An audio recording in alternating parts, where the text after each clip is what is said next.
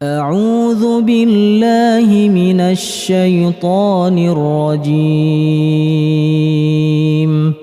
بسم الله الرحمن الرحيم السلام على أشرف الأنبياء والمرسلين نبينا محمد وعلى آله وأصحابه أجمعين ومن تبعهم بإحسان إلى يوم الدين أما بعد. Alhamdulillah, ma'asyiral muslimin jamaah Masjid Babus Salam yang dimuliakan Allah Subhanahu wa taala.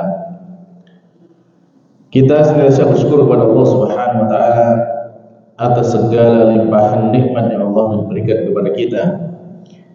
Yang mana kalau kita menghitung nikmat itu tidak bisa kita menghitung betapa banyaknya nikmat yang Allah berikan kepada kita. Hingga di hari ini, hari kita ke-17 menjalani ibadah di bulan Ramadan ini, tentu banyak sekali nikmat-nikmat yang bisa kita rasakan dari Allah Subhanahu wa taala. Dan di kesempatan kali ini, maka insya Allah kita akan kembali belajar dan membahas tentang firman-firman Allah Subhanahu wa taala. Dan terkait dengan pertemuan kali ini, maka insya Allah kita akan membaca tafsir dari ayat-ayat puasa, yang mana di dalam Al-Quran Allah Subhanahu wa taala mengumpulkan ayat puasa ini di dalam surat Al-Baqarah, mulai dari ayat 183, 184, 185, 186 dan 187. Ayat tersebut berjemaah kalau kita kaji memang banyak sekali faedah-faedahnya, dan tentunya butuh waktu yang cukup panjang. Tetapi karena waktu kita terbatas, kita akan coba untuk bisa mengkaji sebatas apa yang Allah berikan kepada kita di kesempatan kali ini, dan mudah-mudahan pada kesempatan berikutnya bisa kita sambung lagi dengan membahas pembahasan berikutnya. Tapi berjemaah, mungkin di kesempatan hari ini kita akan membaca dulu dari 183 dan 184 insya Allah. Yang mana di dalam surat Al-Baqarah ayat 183 dan 184, Allah Subhanahu wa taala berfirman di sana, A'udzu billahi minasy syaithanir rajim. Ya ayyuhalladzina amanu kutiba alaikumus siyam kama kutiba alal ladzina min qablikum la'allakum tattaqun. Ayyaman ma'dudat. Faman kana minkum maridan aw ala safarin fa'iddatun min ayyamin ukhra wa 'alal ladzina yutiqunahu fidyatun ta'amu miskin faman tatawwa'a khairan fahuwa khairun lahu wa an tasumu khairun lakum in kuntum ta'lamun. Semoga Allah Ta'ala memberikan keberkahan kepada kita dari firman-firman yang kita baca ini. Amin. Baiklah para jemaah sekalian yang dimuliakan Allah Ta'ala, di dalam mengawali ayat-ayat puasa ini, Allah membuka firman-Nya dengan panggilan Ya ayyuhalladzina amanu, wahai orang-orang yang beriman. Para jemaah, ketika Allah Subhanahu wa taala mengawali firman-Nya dengan memanggil terlebih dahulu, maka itu menunjukkan bahwasanya di sana itu ada hal penting yang akan Allah sampaikan dan perlu kita perhatikan. Jadi gini para jemaah, kalau misalkan jenengan langsung bicara saja gitu ya, itu kan mungkin orang akan perhatian atau mungkin juga nggak perhatian kan gitu. Tapi kalau jenengan misalkan sebelum berbicara, jenengan panggil dulu. Ayo sini dengarkan saya dulu. Misalkan, Fulan, dengarkan saya. Berarti kan dia akan memperhatikan kan gitu. Nah, usul begini, model gaya bahasa ini yang digunakan Allah Ta'ala memanggil. Ya ayyuhalladzina, wahai orang-orang yang beriman. Berarti bisa, memang ada hal penting, ada perkara penting yang harus kita perhatikan. Berarti ini adalah panggilan atau seruan supaya kita itu menjadi fokus, ya, memperhatikan, dan kita juga harus bersiap, ya, untuk menerima pesan setelah yang mana dahulu sahabat Abdullah bin Mas'ud radhiyallahu anhu itu beliau sampai mengatakan bahwasanya idza sami'tallaha yaqul, kalau kalian itu mendengar Allah berfirman, ya ayyuhalladzina amanu, wahai orang-orang beriman, maka harus lakukan, ya, fa'ar'iha sama, pasang pendengaranmu. Berarti apa? Kita harus fokus, perhatian betul dengan apa yang akan disampaikan dalam firman itu setelah memanggil ya ayyuhalladzina amanu. Fa'innahu, ya, karena di situ apa? Khairun yu'maru, ada kebaikan yang kamu akan diperintah dengannya, aw syarrun, atau ada satu keburukan, ya, yunha anhu, yang mana kamu akan dilarang dari keburukan itu. Jadi termasuk di antara reaksinya ketika Allah memanggil ya ayyuhalladzina amanu. Dan banyak contohnya dalam firman Allah Ta'ala, ya, kalau dikumpulkan itu tentang ya ayyuhalladzina amanu, maka ini seperti itu. Seperti di sini, ini tentang perintah untuk berpuasa. Nanti dalam hal yang lain ada larangan misalkan jangan makan harta, ya ayyuhalladzina la ta'kulu, ya, jangan kalian makan harta, ya, harta anak yatim misalkan seperti itu. Jadi intinya setelah ada kata ya ayyuhalladzina amanu itu bisa berisi kebaikan yang harus kita kerjakan atau berisi keburukan yang harus kita hindari. Nah, dan kemudian Allah yang dipanggil di sini adalah alladzina amanu, orang-orang yang beriman.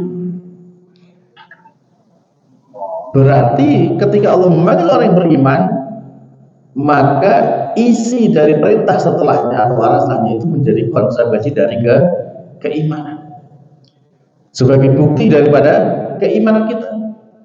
Kalau kita mengaku orang yang beriman, maka kerjakanlah yang diperintahkan setelah ini. Kalau kita mengaku sebagai orang beriman, maka tinggalkanlah larangan yang dilarang dalam ayat ini. Jadi di sini Allah ketika mengatakan dengan ya ayyuhalladzina amanu, maka itu berarti mengandung konsekuensi keimanan. Semakin kita bagus di dalam mengamalkan ayat ini, maka semakin bagus juga iman kita. Tetapi semakin kita jauh dari isi ayat, berarti iman kita juga semakin rendah. Jadi termasuk ukuran yang pertama. Kenapa? Kemudian kalau kita mendapati firman Allah Ta'ala, ya ayyuhalladzina amanu, kita harus perhatian, harus fokus di situ. Baik. Nah, ketika kemudian Allah memanggil orang yang beriman, ya ayyuhalladzina amanu, wahai orang-orang yang beriman, ada apa ini? Jenengan merasa terpanggil nggak? Jenengan merasa terpanggil nggak? Berarti selalu orang beriman bisa terpanggil dong, kan gitu kan? Kalau orang yang nggak beriman berarti nggak terpanggil. Ini dipanggil orang yang beriman, siapa yang beriman? Dengarkan ini. Apa ternyata firman Allah? Kutiba alaikumusiyam, telah diwajibkan bagi kalian untuk berpuasa. Nah, yang mewajibkan ini siapa? Allah Subhanahu wa Ta'ala. Tetapi dalam ayat ini tidak disebutkan. Dia sebagai fi'il majhul, kutiba.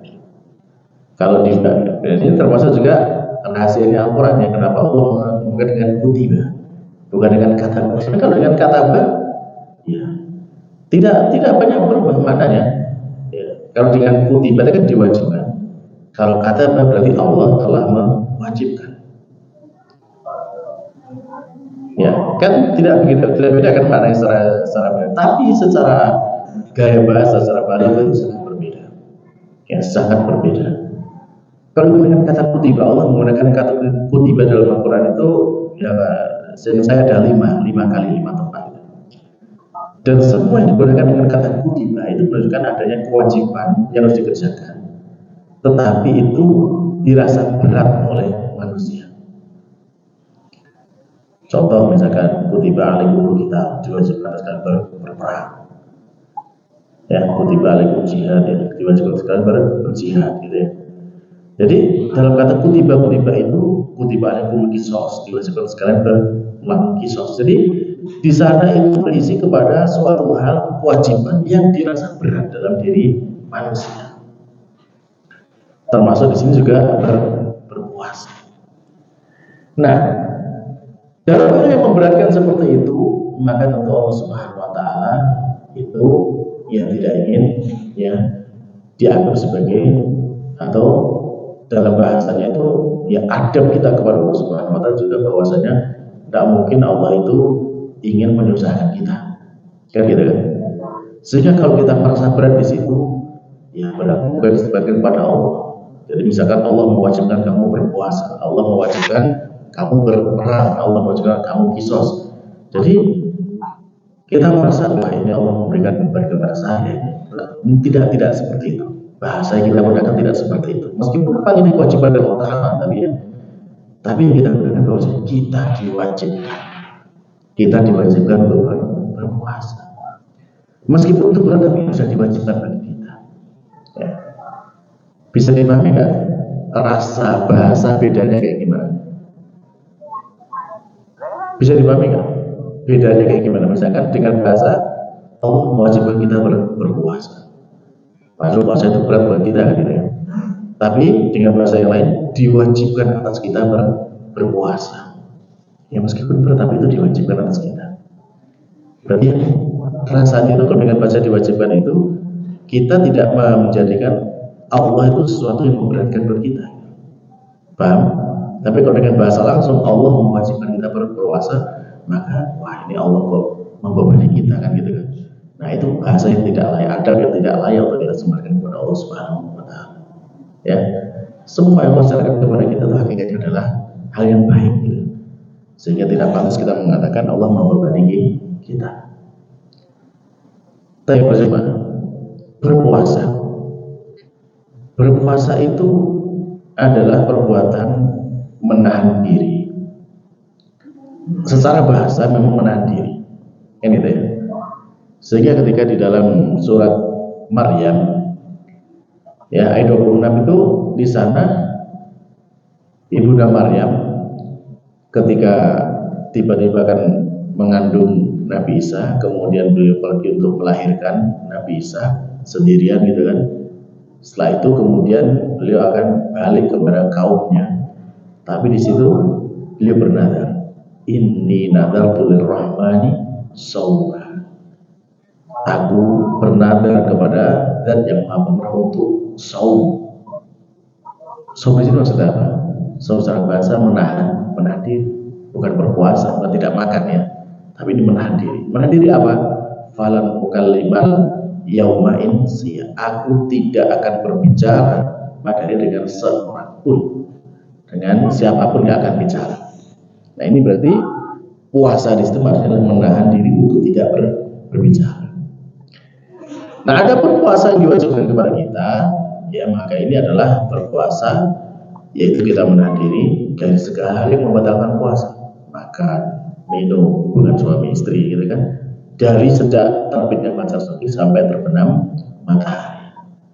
Maka ini puasa yang kita lakukan sekarang diwajibkan kita. Jadi kutiba alaikumusiyam, diwajibkan sekali berpuasa, yaitu berpuasa supaya kita menahan diri dari melakukan pembatal puasa itu dari sejak ya terbitnya fajar sampai kemudian terbenam matahari. Baik. Jelas ya di situ kutiba alaikumusiyam. Kama kutiba, sebagaimana telah diwajibkan. Ka itu bermakna penyerupaan. Penyerupaan sesuatu kepada sesuatu yang lain. Dan di dalam ayat ini yang diserupakan dalam ayat ini adalah yaitu kewajiban berpuasanya. Kita umat Islam mendapat kewajiban berpuasa. Orang sebelum kita juga sama mendapatkan kewajiban berpuasanya. Nah, jadi kesamaannya di sini adalah kesamaan dalam jadi kesamaan dalam perintahnya, kesamaan dalam perbuatannya, bukan kesamaan dalam objeknya. Maksudnya gimana? Bukan berarti sama bentuk puasanya antara kita dengan orang sebelum kita. Jadi mungkin beda puasanya kan gitu. Kalau kita puasa itu dari terbit fajar shodiq sampai terbenam matahari, kan gitu kan? Nah, orang sebelum kita, misalkan orang Yahudi itu, mereka berakhir puasanya kapan? Mereka berakhirnya sampai bintang-bintang nampak terang dari Isya. Mau seperti mereka puasanya? Kan ya bukan? Nah, kalau berarti itu beda dalam objeknya, tapi dalam prosesnya, dalam perintahnya sama-sama diwajibkan, kan gitu kan? Nah, kalau kemudian orang Yahudi itu kalau puasa mereka nggak ada sahur, kita diperintahkan untuk sahur, kan gitu kan? Sama nggak puasanya? Kan nggak sama. Berarti objek puasanya tidak sama, tetapi perintah yang mewajibkan itu sama-sama diwajibkan, baik untuk kita maupun juga untuk orang-orang sebelum kita. Termasuk juga ya, kalau kita wajibnya di bulan Ramadan, selama 1 bulan Ramadan itu kan gitu kan, wajib. Nah mungkin mereka ya ada di kewajiban yang lain, di bulan yang lain atau di hari-hari yang lain, juga tidak selama 1 bulan gitu. Nah ini menunjukkan bahwasanya kesamaan di sini adalah kesamaan perintah, sama-sama diwajibkan, bukan berarti sama-sama objeknya kan gitu. Nah seperti ini sudah biasa dalam bahasa Arab ya. Dalam bahasa Arab itu seperti ini sudah biasa. Sebagaimana misalkan di dalam hadis qudsi ya, di dalam hadis bukan hadis qudsi ya, hadis dari Nabi SAW yang hadis sangat masyhur bahwasanya beliau bersabda kepada kita, innakum satarawna rabbakum kama tarawna al-qamar. Nah ini juga jangan sampai salah paham, karena ada orang menyalahpahami seperti ini. Jadi sesungguhnya kalian akan melihat Rabb kalian sebagaimana kalian akan melihat bulan Lailatul Qadar pada malam bulan purnama. Nah, ada yang memahami loh, itu kita akan melihat Rabb kita seperti melihat bulan, berarti Rabb kita sama dengan bulan. Salah. Yang sama apa ya? Ya, caranya tadi, cara melihatnya yang sama, bukan objeknya yang sama. Jadi bukan yang dilihat, tapi caranya, cara melihatnya. Kalau kita misalkan ya di tempat kita ada malam bulan purnama, lalu kemudian di sana malam cerah, tidak ada mendung, tidak ada hujan. Terus muncul bulan purnama yang begitu bulat, begitu besar, begitu terang. Terus kita mau melihat, kira-kira susah nggak untuk melihatnya? Hah? Gampang kan? Apakah perlu kita berebut untuk melihat bulan purnama? Apakah itu perlu berdesak-desakan? Kan enggak kan gitu kan? Nah itulah yang dimaksud bahwasanya nanti di hari kiamat itu dengan model seperti itu, dengan cara seperti itulah kita akan melihat Rabb kita Allah Subhanahu wa Ta'ala di surga.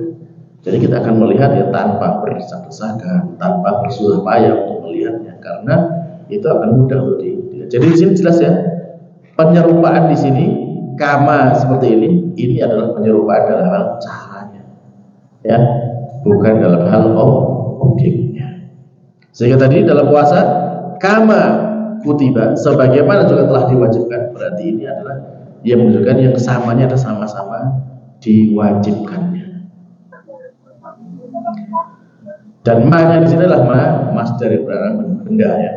Sehingga ketika ada ka penyerupaan diserupakan kepada benda, ini berarti dia adalah yang menunjukkan penyerupaan kepada kewajiban itu, bukan kepada apa yang diwajibkan. Paham ya? Nah, baik. Kita lihat. Kama kutiba 'alal ladzina min qablikum,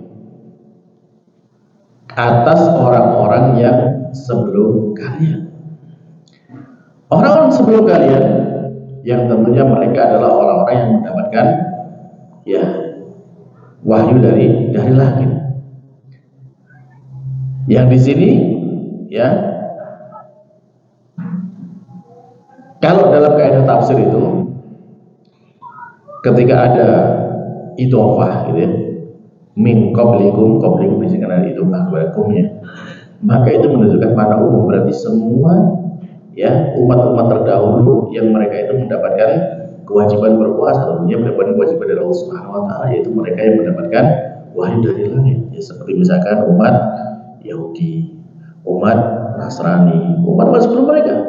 Apakah mungkin nanti umatnya Nabi Ibrahim ataukah umatnya Nabi yang lainnya, Nabi Daud ataupun yang lainnya gitu kan. Nah, ketika mereka itu mendapatkan yang kewajiban berpuasa, nah itu juga ya kita pun mendapatkan kewajiban yang sama. Dan tapi sekali lagi bahwasanya tadi objeknya tidak sama ya, puasanya tidak sama antara puasa kita dengan puasa orang-orang sebelum kita. Nah, para jamaah, kenapa sih ketika Allah menyuruh kita berpuasa, kok harus mengatakan bahwasanya juga ini menjadi kewajiban bagi orang-orang sebelum kita? Kenapa kira-kira para jamaah? Kan kalau misalkan kita perintah sholat, ya ayyuhalladzina amanu aqimus shalah wa atuz zakah, tunaikan tegakkanlah sholat, ya tunaikan zakat. Nggak ada keterangan kama kutiba qablikum sebagaimana telah diwajibkan kepada orang yang lain. Tapi kenapa di puasa ini kok ada keterangan seperti itu, Pak Jemaah? Tadi pertama, ya alasannya, kalau menunjukkan sebenarnya ibadah puasa itu ibadah yang memberatkan atau tidak? Pada aslinya yang memberatkan kan, karena kita harus meninggalkan sesuatu yang kita senangi kan, makan, minum itu kan kebutuhan kita sehari-hari kan gitu kan, termasuk juga meninggalkan istri gitu kan, kita harus tinggalkan itu. Berarti ini sesuatu yang tidak disukai kan, aslinya kan seperti itu. Nah, sehingga kalau kita lihat banyak orang yang ternyata tidak berpuasa, betul ya? Kenapa? Karena merasa berat. Ngapain sih capek-capek gitu? Dari pagi sampai sore nggak makan, nggak bisa kerja, nanti kan gitu kan. Berarti itu menunjukkan bahwa puasa itu berat. Nah, di sini bersama, ketika kita menerima perintah yang itu menjadi suatu beban, suatu yang memberatkan bagi kita, ternyata Allah menyatakan bahwasanya ini bukan hanya beban kita saja, tetapi juga menjadi beban orang-orang sebelum kita. Kan beda rasanya ya kalau misalkan jenengan dikasih beban suatu tugas itu, kalau cuma jenengan toh yang dapat, yang lain kok enggak gitu kan, rasanya kan kenapa sih kok cuma saya toh yang disuruh kan gitu ya. Tapi kalau misalkan yang lain juga disuruh kok, yang disuruh seperti itu, oh ya sudah kalau gitu kan gitu kan, jadinya kita dalam mengerjakan itu merasa ada perasaan sama-sama kita juga merasakan beban yang sama. Tapi beda halnya misalkan kalau jenengan misalkan dalam satu ruangan seperti ini, yang dikasih tugas, yang dikasih beban cuma satu tok gitu kan, Pak Fulan misalkan, jadi kan tolong kerjakan ini.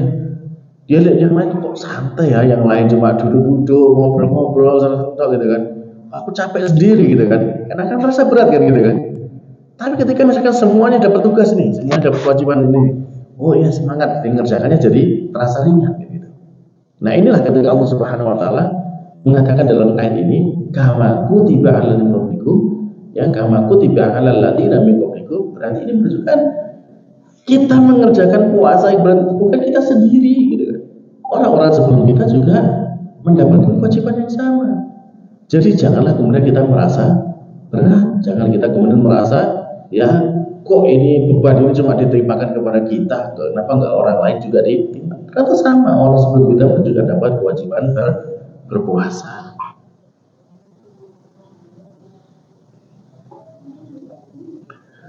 Baik. Nah, kebersamaan dalam mengerjakan perintah seperti ini para jamaah, ya tentu beda halnya ketika misalkan dia itu kebersamaan bagi orang-orang kafir atau orang-orang munafik yang mereka itu disiksa di neraka. Meskipun mereka sama-sama tetap saja akan terasa berat siksaan nerakanya kan gitu ya. Tapi kalau misalkan dalam dunia tentu ini berbeda ya, dalam kehidupan dunia ini. Di dunia ini meskipun kita mendapatkan suatu musibah misalkan seperti itu, ya suatu musibah, tapi musibah itu kita timpa sendiri gitu, rasanya mungkin berat sekali kan gitu kan. Kenapa kok saya sendirian? Tapi kalau misalkan yang terima musibah bareng-bareng misalkan, ya kayak misalkan seperti yang kemarin ya kita lihat misalkan seperti saudara kita yang ada di Aceh, segitu banyaknya orang kena musibah yang gimana lagi semuanya kena kan gitu kan. Tapi bedanya kalau misalkan yang kena musibah cuma sendirian gitu kan, ya dia akan terasa sangat berat, sangat sedih. Tapi kalau bareng-bareng ya tentu itu akan terasa lebih ringan.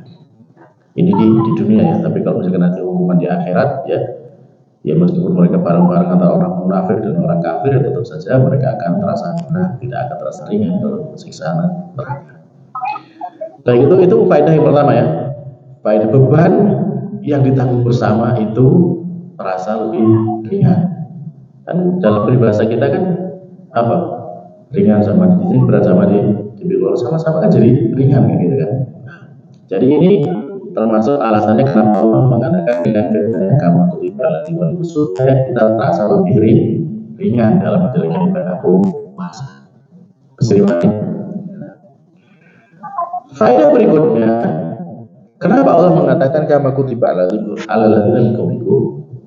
Jadi ini juga menunjukkan tentang kesempurnaan umat Islam.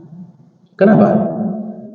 Kalau orang-orang terdahulu mereka dapat kewajiban berpuasa, itu menjadi keutamaan bagi mereka, menjadi kebaikan bagi mereka, kan gitu kan? Terus kita misalkan nggak dapat perintah seperti itu, kita kalah dong dengan mereka, karena mereka dapat derajat yang lebih tinggi. Jadi kan kalau kita lihat para jemaah, ya di dalam hadis qudsi, ya Allah itu kan berfirman kepada kita. Ya dalam salah satu redaksi Allah berfirman, "Kul wa amal ibni Adam yudha'af." Setiap amal perbuatan ya kita selaku manusia ini akan dilipat gandakan. Di dalam riwayat yang lain ya, "Kullu amal ibni Adam lahu ila siyam fa innahu li." Ya. Jadi setiap amal perbuatan manusia itu, perbuatan Nabi Adam atau perbuatan manusia itu untuk dia pahala.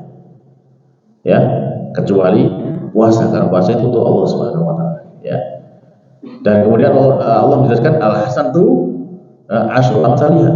Satu kebaikan akan dilipat gandakan menjadi 10 kali lipatnya ila sab'imi'ati dhifin, sampai kepada 700 kali lipat. Ya misalkan 10 kali lipat kan jelas ya, kalau kita misalkan membaca Al-Qur'an satu huruf ada nilai 10 kebaikan kan gitu kan. Kalau yang 700 apa? Yang pahalanya dilipat gandakan 700 kali lipat. Ibadah apa? Sedekah, ya sedekah. Jadi kalau kita berinfak di Allah Subhanahu Wa Taala itu kan kama salih habbatin ambatan sab'a sanabil fi kulli mi'atu habbah. Jadi ibaratnya kita menanam satu buah biji, lalu biji ini tumbuh 7 tangkai, masing-masing tangkai menghasilkan 100 buah lagi, 100 biji lagi gitu kan. Berarti di situ satu menjadi berapa? 700 kan gitu kan. Nah itulah. Jadi itu diantara pahala ibadah yang Allah lipat gandakan. Nah kecuali puasa, ila shaum, kecuali puasa. Puasa itu tidak seperti itu. Kata Allah Subhanahu wa taala, karena puasa itu untuk Allah Subhanahu wa taala. Dan kata Allah, wa ana ajzibi, dan aku yang akan memberikan balasan atau pahala bagi orang yang berpuasa itu. Kalau ibadah-ibadah yang lain sudah jelas. Dilipat gandakan 10, ada dilipat gandakannya sampai 700 itu. Nah, kalau puasa enggak pakai seperti itu. Ya, Allah akan memberikan balasan berlipat ganda itu sesuai dengan kehendak Allah Subhanahu wa taala. Nah, kenapa seperti itu? Allah menyatakan ya da'u syahwatahu wa ta'abahu min ajli. Dia itu bisa meninggalkan syahwatnya, meninggalkan makannya itu karena Allah Subhanahu wa taala. Dan ini memang luar biasa. Puasa ini kalau dikerjakan bukan karena Allah para jamaah, kira-kira bisa selesai enggak puasa itu? Hah? Contoh misalkan anak yang dia berpuasa karena orang tuanya. Ya kalau orang tuanya nggak ada, dia bisa aja minum di kulkas kan gitu ya. Kan gitu kan. Tapi kenapa kemudian orang ini dia itu bisa menahan diri tidak makan, tidak mokel gitu kan, dari fajar sodik sampai matahari terbenam, itu kenapa? Padahal kan mungkin kan dia di kamar sendirian gitu kan. Kan bisa dia sambil makan nggak ada yang tahu gitu ya. Kenapa dia nggak lakukan itu? Ya ini karena Allah Subhanahu Wa Taala. Jadi puasa itu adalah karena Allah Subhanahu Wa Taala. Jadi kalau memang orang yang benar dia puasanya selesai dari awal sampai akhir, ya berarti karena dia mengharapkan, dia takut dengan pengawasannya Allah Subhanahu Wa Taala. Maka disinilah kemudian Allah akan memberikan balasan berlipat ganda kepada orang yang berpuasa itu berapa kali lipat?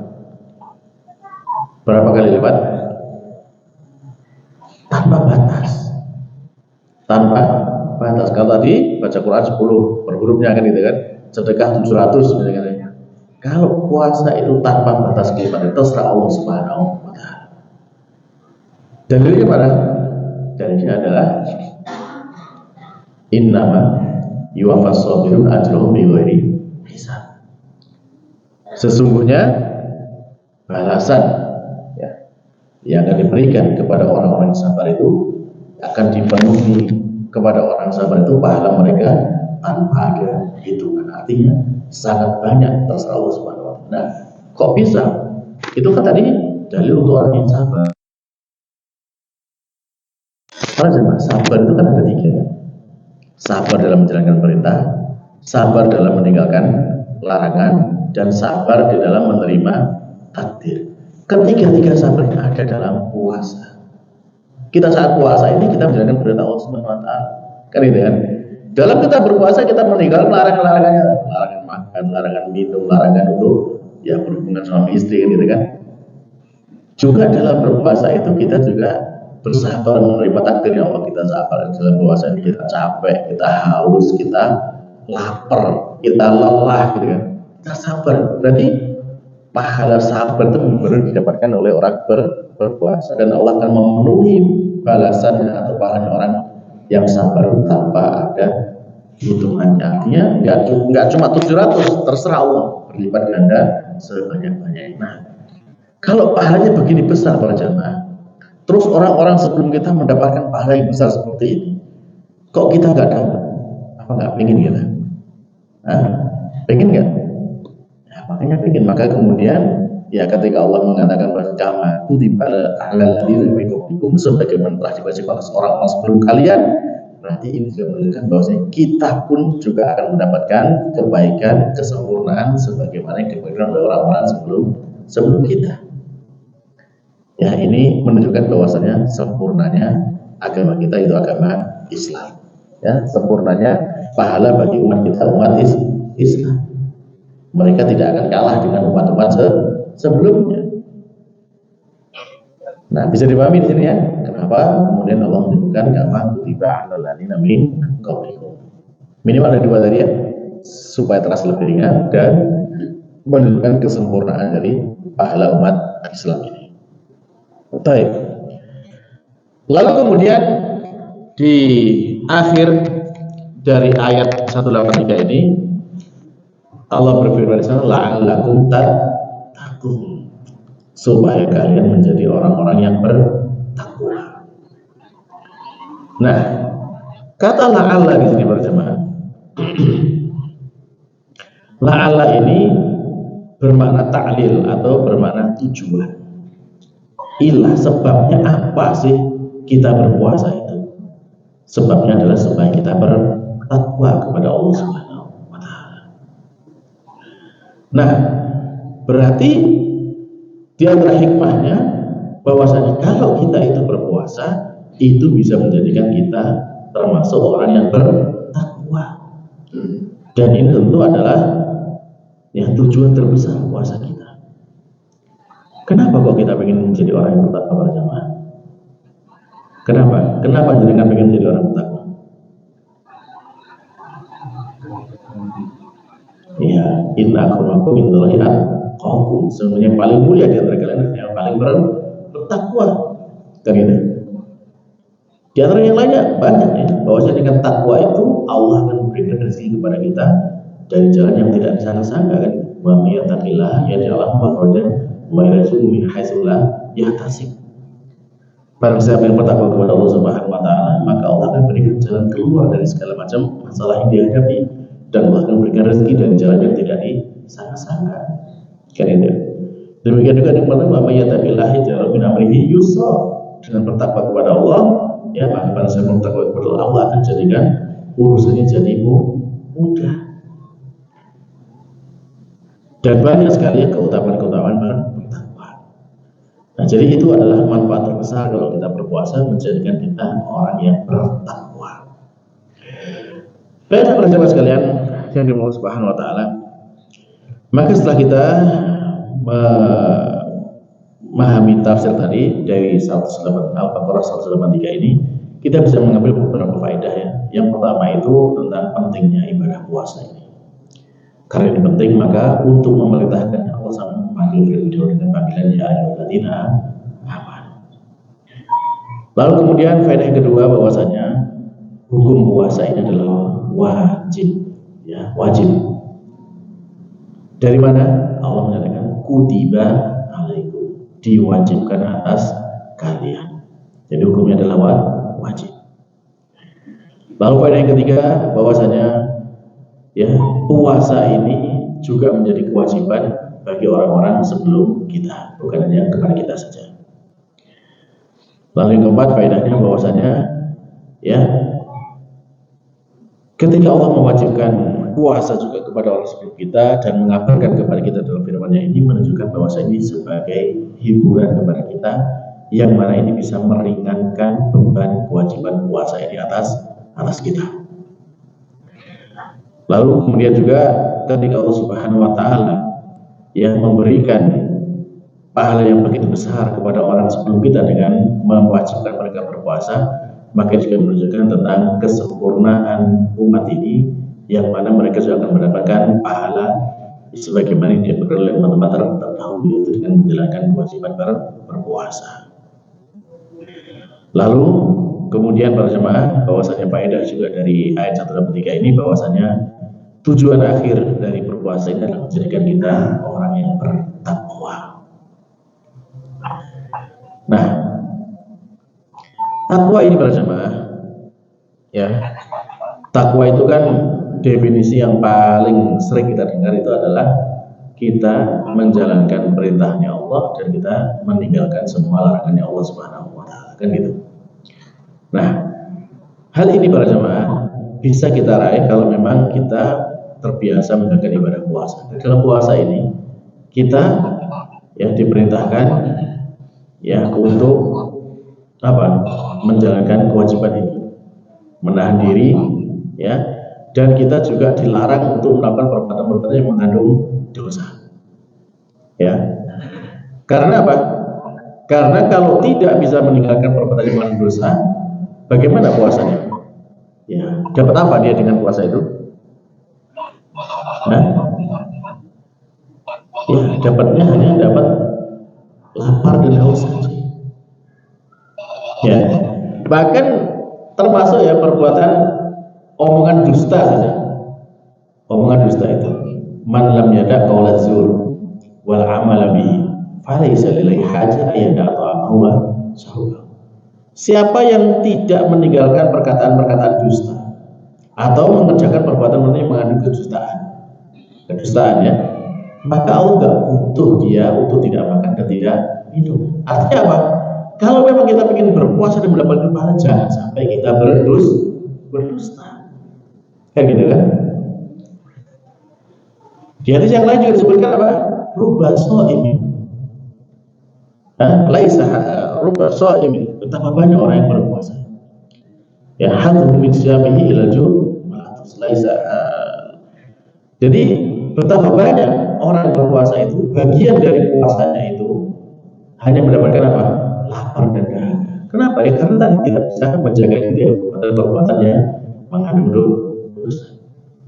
Nah, maka di sini kalau kemudian dalam berpuasa itu kita ingin mendapatkan pahalanya, berarti kita harus benar-benar menjalankan perintah Allah Ta'ala dan meninggalkan semua larangan-larangannya, kan gitu kan. Nah, inilah menjadikan kita menjadi orang yang bertakwa. Dan takwa ini para jamaah, ya tentu ini adalah menjadi tujuan yang sangat agung dalam hidup kita, dan ini menjadi wasiatnya, ya wasiatnya Allah kepada para nabi sebelum kita dan juga para nabi kita dan juga kepada kita. Allah berfirman di dalam surat An-Nisa 131, Allah berfirman di sana apa? Walaqad wassayna alladziina utul kitaba min qablikum wa iyyakum an tattaqullah. Dan sungguh telah kami wasiatkan kepada orang-orang yang telah kami berikan kitab sebelum kalian. Ya, orang semua umat terdahulu yang mereka mendapatkan wahyu dari Allah Subhanahu wa taala, mereka juga mendapatkan wasiat sebagaimana yang Allah wasiatkan kepada kita juga. Apa wasiatnya? Anittaqullah, hendaklah mereka bertakwa kepada Allah Subhanahu wa taala. Jadi ini wasiat kepada seluruh umat agar mereka bertakwa kepada Allah Subhanahu wa taala. Nah, maka di sini juga menjadi faedah dalam kaidah fikih para jamaah. Takwa itu hukumnya apa? Takwa itu hukumnya apa? Wajib, sunnah, mubah, makruh, haram. Hukumnya apa? Wajib kan? Sepakat takwa itu wajib kan, gitu kan? Kita menjalankan perintah, meninggalkan larangan kan wajib. Nah, maka dalam kaidah fikih disebutkan bahwasanya ketika sesuatu yang wajib itu tidak bisa diraih kecuali dengan menggunakan sesuatu, maka sesuatu itu juga hukumnya menjadi wajib. Ya. Jadi gimana bahasanya yang lebih mudah ya? Kalau ini ada perkara yang wajib, ya kan? Terus kemudian hal itu tidak bisa kita dapatkan, tidak bisa dikerjakan secara sempurna kecuali dengan mengerjakan yang lainnya terlebih dahulu, maka pekerjaan yang lain juga hukumnya wajib. Contoh misalkan sholat, hukumnya wajib, kan gitu kan? Sholat ini nggak sah kalau kita nggak berwudu, maka wudu hukumnya juga menjadi wajib, kan gitu kan? Atau sholat ini nggak sah kalau kita nggak pakai baju, berarti punya baju yang bisa menutup aurat saat sholat, berarti hukumnya wajib, kan gitu kan? Bisa dipahami di situ? Ya. Atau sholat itu nggak sah kalau tidak ada dilakukan di tempat yang suci, ya. Berarti menyediakan tempat yang suci untuk sholat itu juga menjadi hukumnya wajib, kan gitu. Nah sekarang kita bertakwa kepada Allah itu hukumnya wajib, dan sarana yang bisa menjadikan kita menjadi bertakwa termasuk puasa, maka itu juga menjadi hal yang wajib. Jadi termasuk tadi ya sarana yang bisa menyempurnakan suatu kewajiban, maka hukumnya juga menjadi wajib. Bisa dipahami di situ ya? Nah, kebalikannya juga sama. Kebalikannya itu perbuatan yang haram, ya, maka semua yang mengantarkan kepada yang haram itu hukumnya juga menjadi haram, kan gitu. Contoh perbuatan zina itu kan haram kan, maka semua yang mengantarkan kepada perbuatan zina jadi haram. Apa? Misalkan pacaran, ya, melihat yang bukan mahram, ya, kemudian juga apa, ya, merayu-rayu, ya, kepada orang yang bukan mahramnya, bukan istrinya, gitu kan, maka ini juga haram, semuanya menjadi haram. Bahkan kalau misalkan wanita itu berbicara lembut yang mendayui kepada laki-laki itu haram, karena kan menggugah syahwat, gitu kan. Atau wanita keluar rumah memakai parfum yang dicium oleh laki-laki, maka itu juga hukumnya haram. Jadi semua sarana yang mengarahkan kepada perbuatan haram maka menjadi haram. Termasuk juga apa? Nyanyian-nyanyian yang itu yang membangkitkan bayangan, membangkitkan imajinasi, maka itu haram. Karena itu yang mengantarkan kepada perbuatan yang haram. Bisa dipahami di situ ya? Nah, termasuk juga misalkan kayak narkoba, misalkan narkoba itu kan haram, ya, atau miras itu kan haram. Nah, ini berarti semua yang memfasilitasi perbuatan haram juga haram. Apa? Mendistribusikan, jual beli, ya, atau apa pengedar, itu hukumnya haram.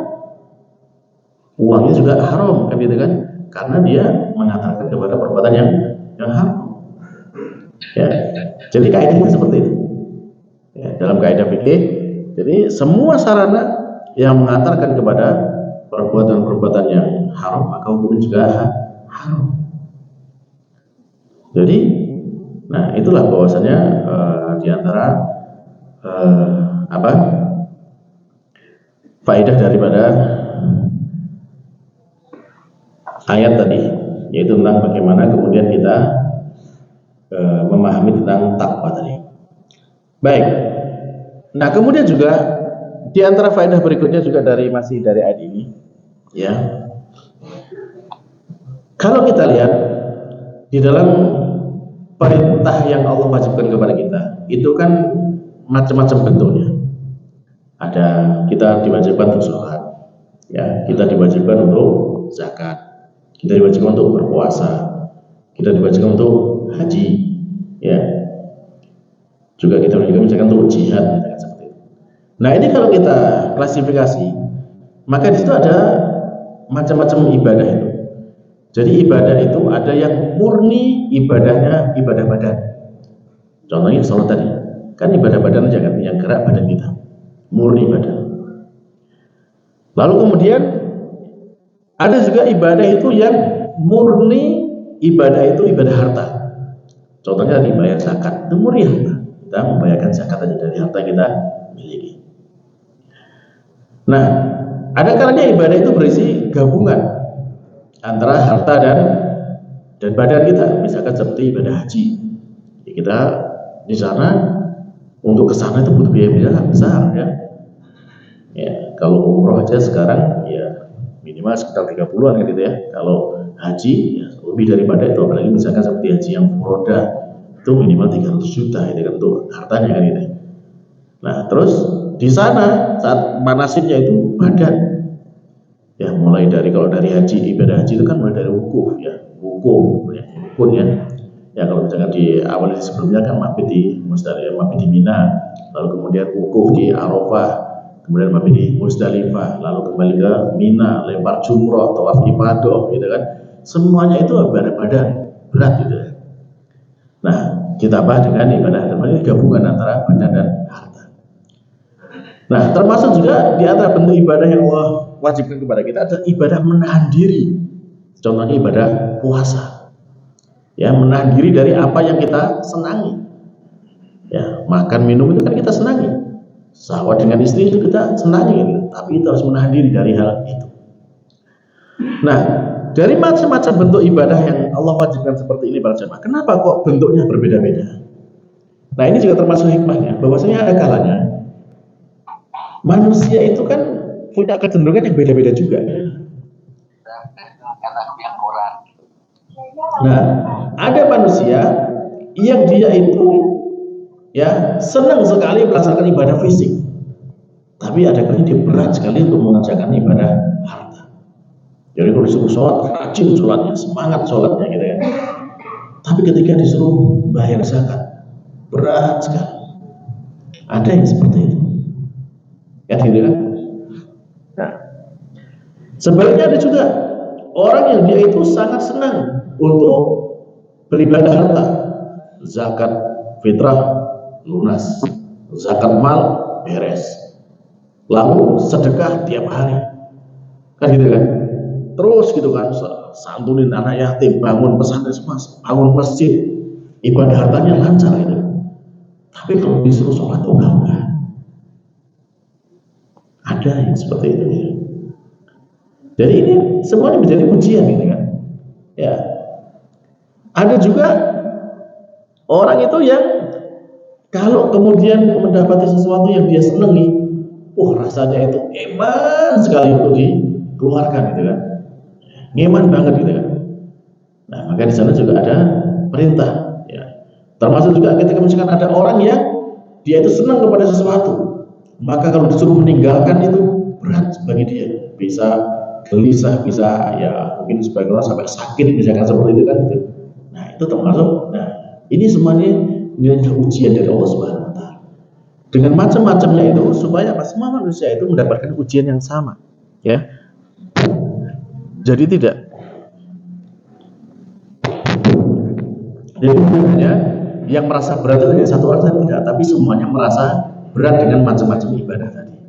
Nah, ini untuk ibadah yang wajib, meskipun itu kita merasa ringan ataupun kita merasa berat, tetap semuanya wajib kita kerjakan karena ini ibadah wajib, gitu kan.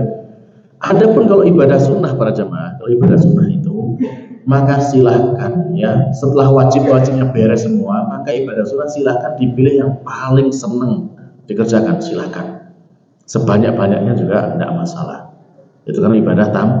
Adapun yang wajib jangan dipilih yang seneng toh, seneng nggak seneng tetap harus dikerjakan kalau yang wajib, gitu ya. Adapun yang sunnah, ya kalau misalkan dengan senangnya itu sedekah, silakan sedekah terus, ya, tidak masalah kan gitu. Tapi kalau ibadah yang wajib, ya, atau misalkan dengan senangnya sholat, ya silakan sholat terus panjang siang sepanjang tidak masalah. Atau senangnya puasa, mau puasa, ya Daud juga boleh, puasa hari Kamis boleh, gitu kan. Kalau itu yang ibadah sunnah. Tapi kalau ibadah wajib maka tidak pilih-pilih. Yang apakah itu ibadah badan, apakah itu ibadah harta, apakah itu ibadah yang menahan diri, semuanya tetap harus dikerjakan. Karena ini kewajiban tidak bisa dipilih-pilih. Baiklah para jemaah, karena waktu sudah mendekati maghrib, berarti mungkin kita cukupkan dulu teman-teman kali ini. Berarti harus satu ayat yang kita bahas ya di sini. Baru 183 saja, dan semoga Allah Ta'ala ya menambahkan kepada kita ilmu dan iman dan menjadikan kita semakin bertakwa kepada Allah Subhanahu Wa Ta'ala. Dan dengan ibadah puasa kita, semoga Allah menerima semua ibadah kita, ibadah puasa kita, ibadah sholat malam kita, tarawih kita, dan juga ibadah-ibadah yang lainnya. Semoga diterima Allah Ta'ala dan menjadikan kita menjadi orang yang bertakwa di sini. Amin. Kita cukupkan dengan doa kafaratul majelis. Subhanakallahumma rabbana wa bihamdika, asyhadu an la ilaha illa anta, astaghfiruka wa atubu ilaik. Wassalamualaikum warahmatullahi wabarakatuh. لئن شكرتم لأزيدنكم ولئن كفرتم إن عذابي لشديد